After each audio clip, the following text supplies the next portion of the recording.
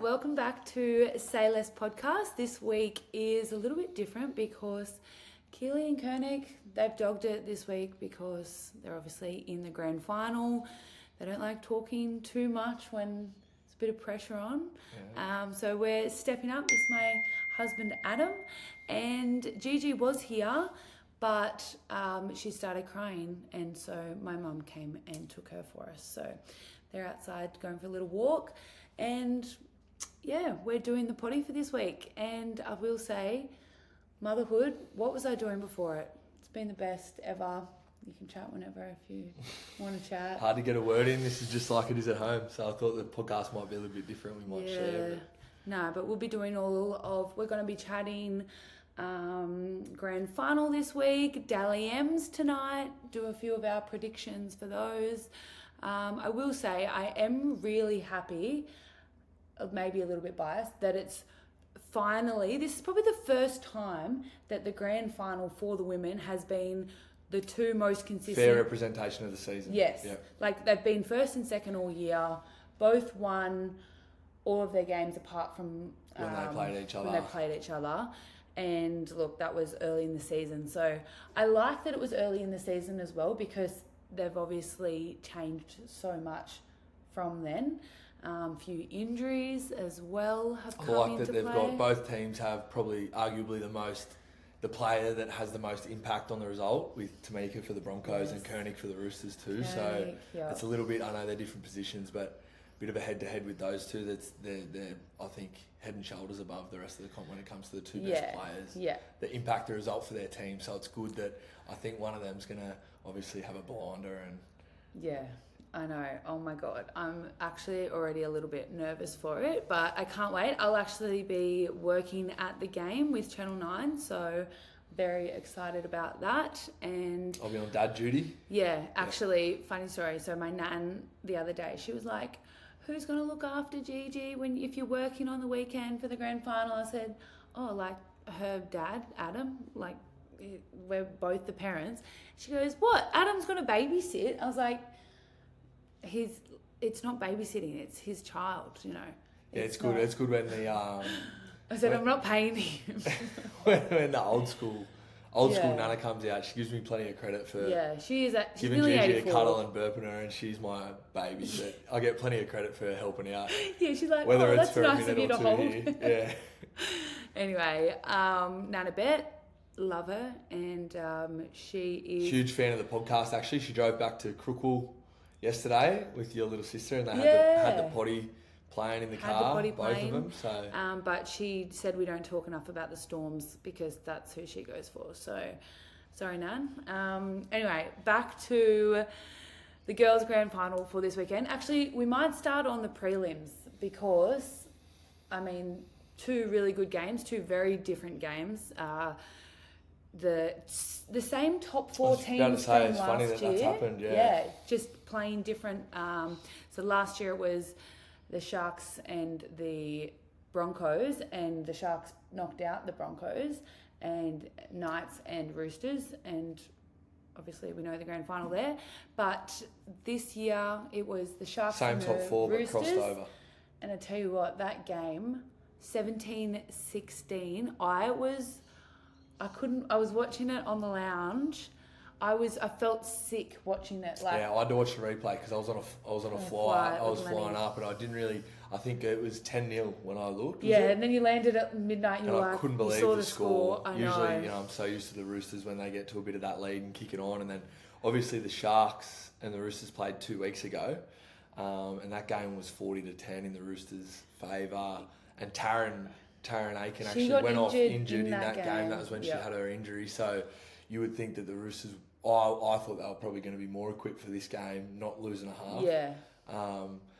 So I was quite surprised, but I think Keely even jumped in the halves that game. Did she? Did, yeah. Little cheeky monkey. Maybe they might need to chuck her in the halves for this game. Yeah. Maybe Stranger's got that up the sleeve. You don't know. Maybe. She doesn't. I gave her a call before this. We tried to get a bit out of her. She's seriously zip. She doesn't say anything. She's like, yep, team is as is, like nothing no comes mind out. games from months.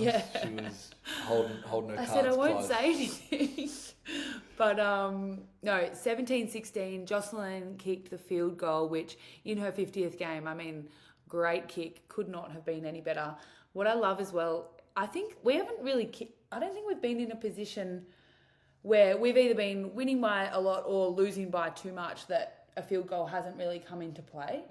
But I will say, and I haven't been there this year, obviously, training every time, but that is something at the Roosters, like at the end of every captain's run or a training session, it's something coaching, we set up. We just go, yep, let's do our field goal setup. Like, we've got a name for it, and we always end on it. You know, it's just like, so everyone knows their role. There's nothing worse than when someone lays it to the wrong spot or they go too far, because the perfect spot you want to be for a field goal is like, it depends on your kick out, whether they're right or left foot. Yeah, but usually like 15 out to the left post, or if they're out the other side, it's the other side. On a quick play the ball, you want to have a bit of momentum moving You don't forward. want to keep, just because you're making more metres doesn't mean you want to get into the 10. Like, then they're going to be, it's easier for them to block it. So anyway, I just love that. And like you said, for a team that never really gets pushed to need to kick field goals, I watched the game back, like I said, I assumed that there was probably going to be a couple of cracks at field goals, and I didn't know if it went to extra time or whatnot. When I watched it back, I think there was 3 minutes left on the clock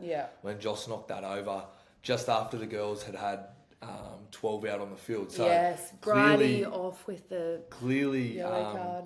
You know, showing some pretty calm, cool heads under pressure, which was great. I think a lot of that probably comes down to Jocelyn.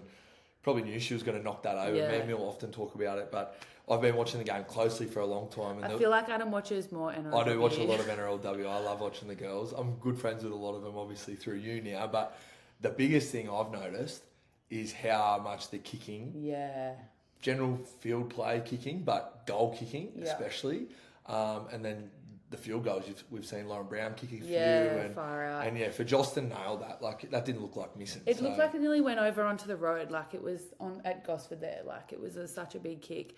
But I tell you who else has, especially in field, for the Sharks, is Kitty Aratu. Her kicking is so good. They were like, her kicks were going like 70 metres in play. Like, and it she was had a ridiculous. great game too. She nearly clinched it. I know, for she them scored there. a try. That she scored at the end. Yep, kicked her goals, like, and she is so young. Her older sister also plays at the Sharks.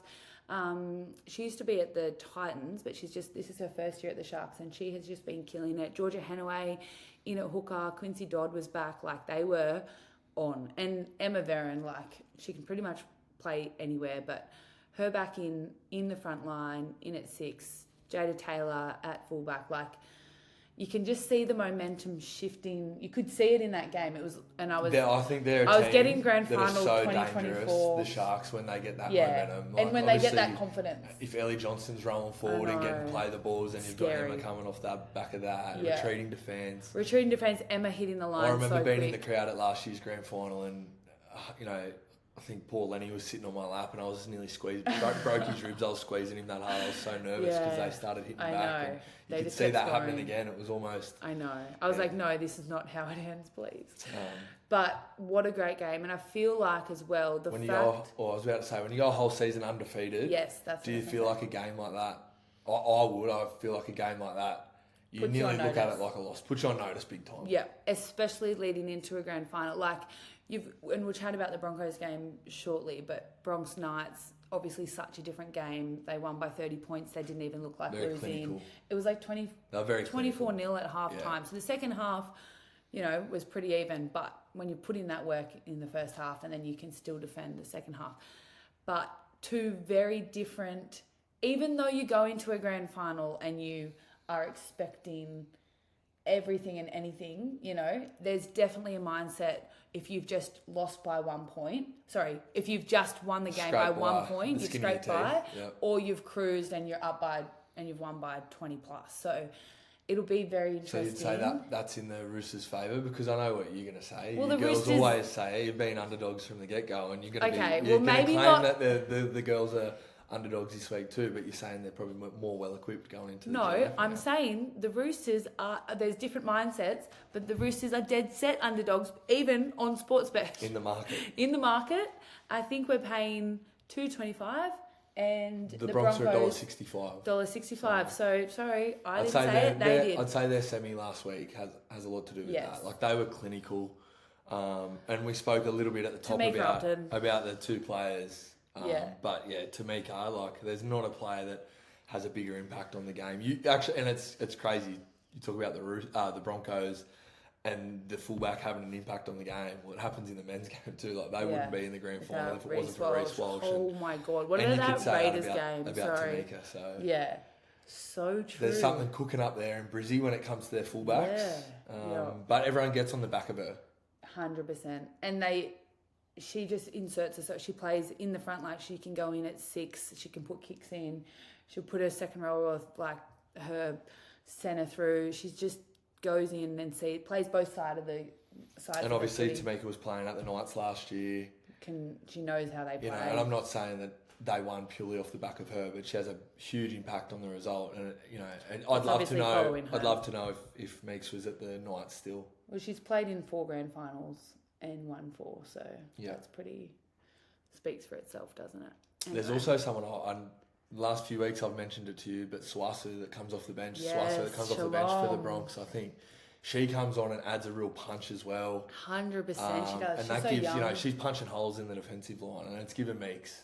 She's just like she's just got like this face like, I am going to kill you, and she like every run. She'll take 2 runs in a set. She's just like a wrecking ball, but like bit of Spencer Lenu about her. 100%. She had to come on early because Romy Tights, our good mate Romy, she got a little HIA, blood running everywhere. Actually, if we could insert the little video of the head tape, I was like, Romy's gonna hate this more because of what it looks like than what it actually felt like. She's tough, Rom. She is. She's tough, She was, but so Shalom came on at second row, and then when Romy came back on, Shalom went to the middle. So she's fit, like she's coming off the bench, but she's very fit, quite versatile. Obviously, can play second row and in the middle. So she is someone to definitely watch out for. Something I've noticed too, I reckon the Roosters, like they set a standard from the get-go. Obviously, you've had a pretty similar team there for a couple of years now.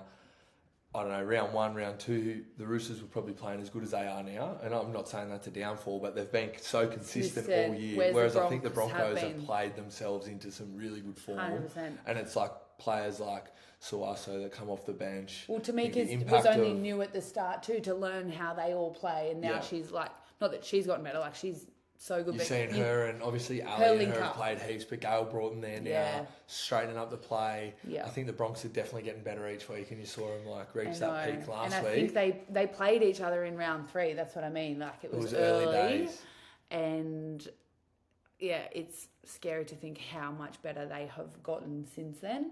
But also, grand final, baby. Everything is just. It's hard to even say who wins because on the day it's just so different. It's like crazy. Anything can happen. I'm most excited for the fact that it's the 2 teams that have 2 best teams. Whoever wins is going to deserve to win. It's the first time we've ever had 6 teams in the finals. So the top 2 teams have had that rest. I still don't really like the structure, if I'm honest. I think it should still be that. It's a step forward. Yeah, it's a step forward. They get a rest, but it's also like, is that even that beneficial? You know what I mean? I think you see in the men's game how beneficial it is. They say you can't win outside the top 4. I know. And we just saw that with Penrith. Really thought Penrith would win that game, to be honest. I think everyone did, yeah. Especially when it was 14-0 half time. Yeah, far out. But also, speaking of grand final and the 2 teams going in the grand final, there's also another comeback for grand final day. You're going to be there, so you must be excited. I know we spoke about that, but you must be excited to get back out there. Yeah, I'm excited to be back. Are you going to leave me at obviously we spoke about me babysitting our daughter, but babysitting our daughter. I'm going to be on dad patrol, and are you going to leave me be for 5 seconds? You might be busy enough that I don't get a text checking in. Sorry that I'm obsessed with my daughter and she's obsessed with me, and I have separation anxiety. But I actually even went back to work this week, just doing some radio with the Triple M crew. So. That was... and they did remind you as well that the Roosters are really missing you. No, yeah. So, okay, long story short, Anthony Maroon, who hosts Triple M Rush Hour, every week, guys, I don't know if there's a lot of crossover between Say Less Pod and Triple M Rush Hour. It's probably not. But Maroon says every week. And once again, the Roosters NRLW team have won a game and they are undefeated for the season. And no Millie Elliott. No Millie Elliott. They're clearly not missing you one bit. So I know that's true, Maroon. I know. Sorry. They're a great team. And actually, I will say this week, Maroon has said, look, he said this yesterday, and I don't want to, I'm just saying what he said. He said, look, the girls have gotten undefeated this whole way, and now the Broncos are going to beat them in the final. I'm putting my money on. He's just a stirrer. He said that he's back in the Broncos. He tries to get under your skin a lot. Yeah. But you know what? That suits you guys. 100%. Happy to have your backs against the wall. Undefeated all season and still the underdogs. I love it. Yeah. It would only happen to the Roosters, that. Yeah. But, yeah, just flipping over to the other game. Actually, before I do, I wanted to give a shout out to Leanne from Westpac. These footies, these ones that I've got just in front of me, these are our grand final balls from last year. And sorry, Leanne, that the Roosters upset your Sharkies by 1 point because she's a big Sharks fan. Big Sharks fan, yep. It was very close. Sick footies though, and it's so cool that that's a grand final. I know. A bit of dirt on there. Yeah, I think Lenny's been playing with it. I was like, Lenny, we've got 40 footies in the shed. Don't touch my grand final ball. But going over to the next game from the weekend, like I said, it was 24-0 at halftime, I'm pretty sure. And that's hot as they played up in Brizzy before the man. I felt sorry for the girls. I went into the nights and was talking to Bo Vetti Welsh and Tanika Wilson about the game, and they were just, they were excited for it. But then I asked them how hot it was going to be, and they were saying before the game, it was forecast to be 28 or something at kick off. It's like a pre-season trial match. The poor girls. So I think a lot of the girl and I'm not trying to make an excuse or anything, but I think a lot of the girls were actually quite sick, the Knights girls, before they went up for that game. But I don't know if anyone's they had the flu, eh? They had the flu. I think there was a little bit of gastro getting around, and that was given up to the 11th hour. There's been plenty going around that Knights facility this year. We've all remember when you guys, for that round, there was 12 players who had gastro. I think that's where it all went wrong for us. Yeah. Is that what happened? Yeah. No, anyway, so just a very different game for that Broncos. I think they were just so locked in. They were so ready for that. And also, the Broncos haven't been in a grand final since 2020. And they did win that. But how do you know that? Because I've done my research and I played in it. And then the next year we got kicked out by the Roosters in the semi. And I still haven't let it go. But they won the first 3 premierships. They haven't been in a grand final since. Scotty Prince has taken over. They've made, obviously, so much change to their team. I want to give a shout out to Doozy, Ali and Robbo, the OGs Foundation. From the start. They've been there since 2018. So if they do win, this will be their fourth grand final win. So that's a massive achievement. And also... all playing great. Doozy's had a resurgence. She's been killing it. She just comes off the bench. I saw her take a carry at the back end of the game. She took a carry at the back end of the game and bumped someone off, and I saw her on her way to the ground. She started laughing. I know. And I was watching thinking, geez, she's just loving it out there now. I know. I love they're on fire. I love playing with Doozy. Against her, not so much. No, not really, because she spoiled your try celebration too that year. She's a competitor. Yeah, I love her. But she's the best. She also actually cracked my rib in Origin 2019. Every time I have to lay on my front or it starts hurting, I think of her. So they come back to haunt you too. At about 30 weeks pregnant, the rib. Oh my God, Gigi kept kicking on it. I couldn't sleep properly. I was thinking of Doozy hitting me. Anyway, may the best team win. Tonight? Yeah, exciting tonight for the girls. Yeah. For everyone, but particularly for the girls. A lot of your teammates are up for nominations. Yep. Can I just say though, in the week leading up to grand final, I just think it could be probably done when the regular season's done, when there's not so much. Adds to the hype. Maybe. It's all about the hype. Adds to the eyes watching. It's just for a guy, you chuck on a suit, nothing changes. For a girl, it's actually quite stressful. I know. I couldn't imagine.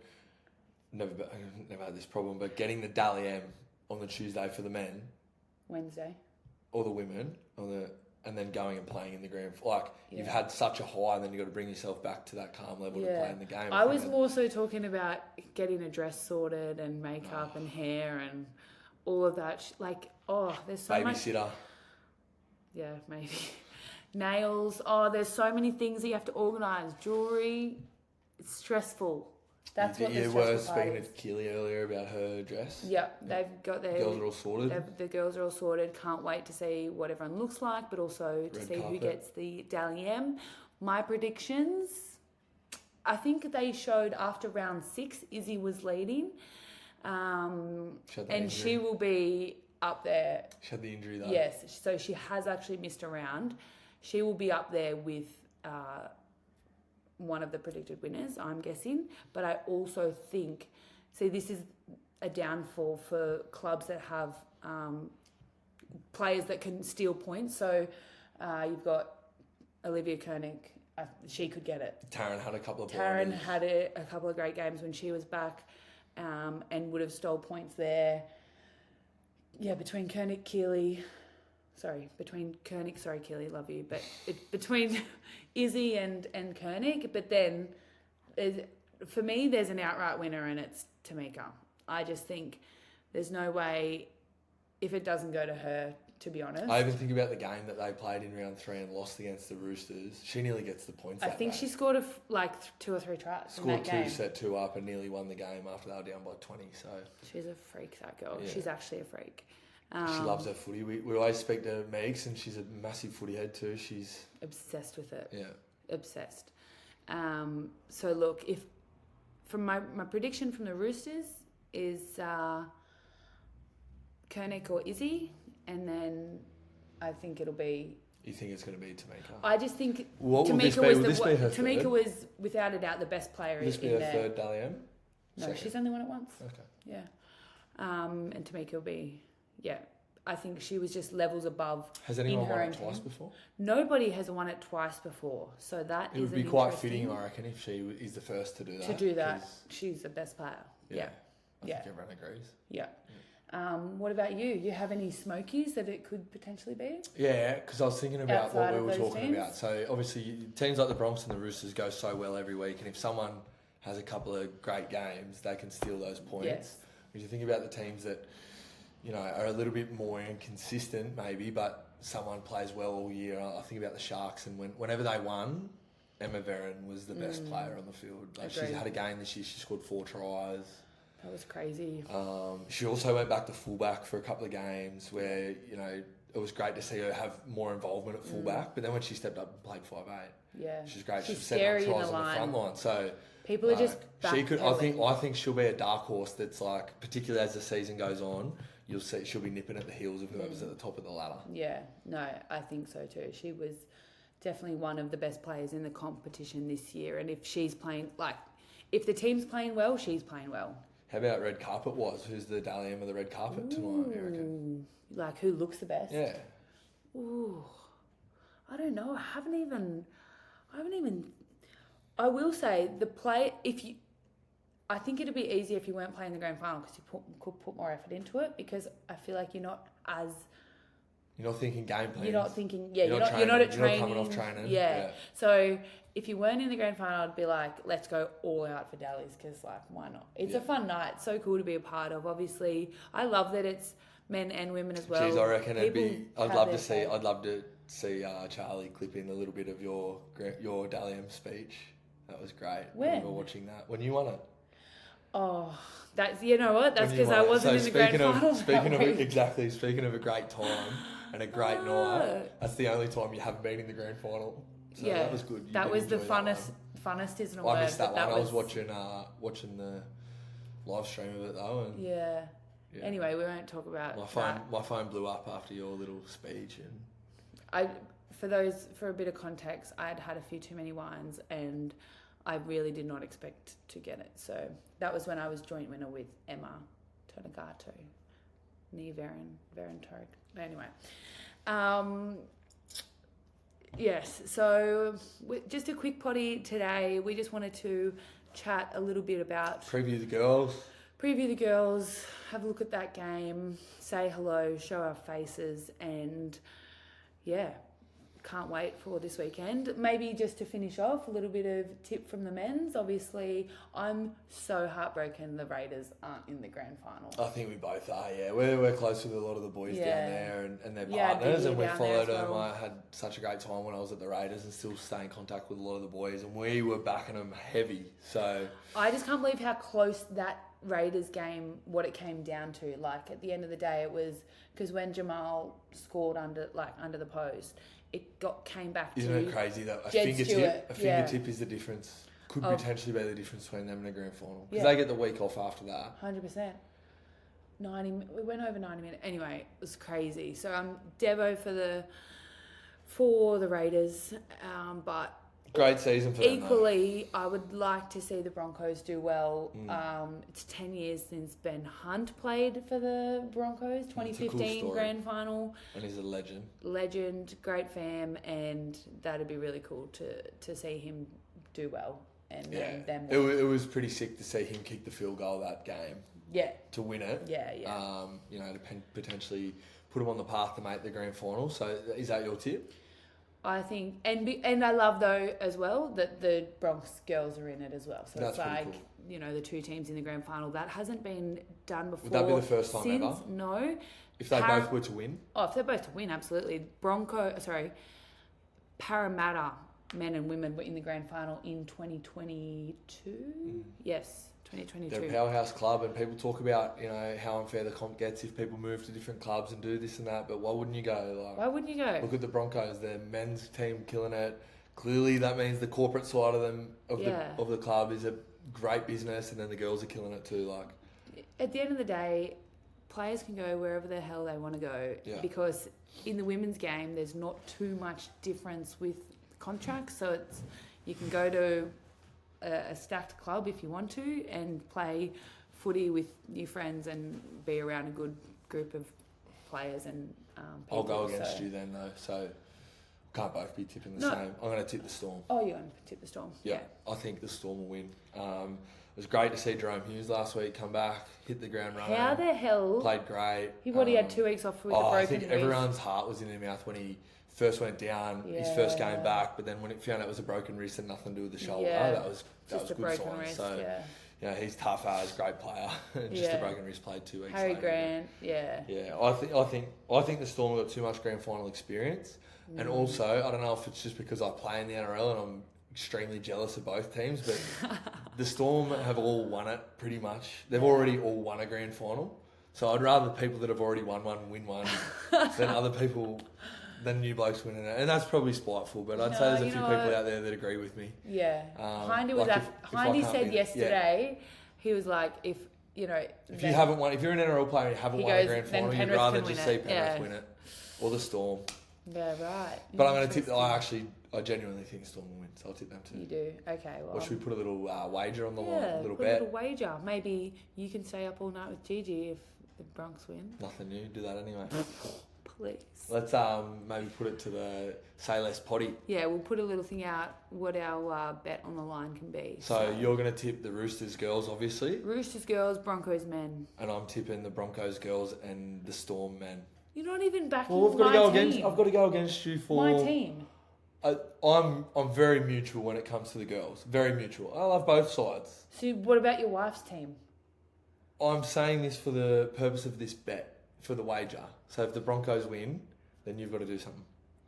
All right. Well, that's just about... Put that out to the listeners. Yeah. Geez, I'm in the doghouse. Yeah, now. Absolutely. Okay. I really hope you're I've been going well lately too, especially with baby. And anyway. I feel like I've really been pulling my weight, but I think I've just dug a hole there. You have. Anyway, we're going to wrap it up. Go the Roosters.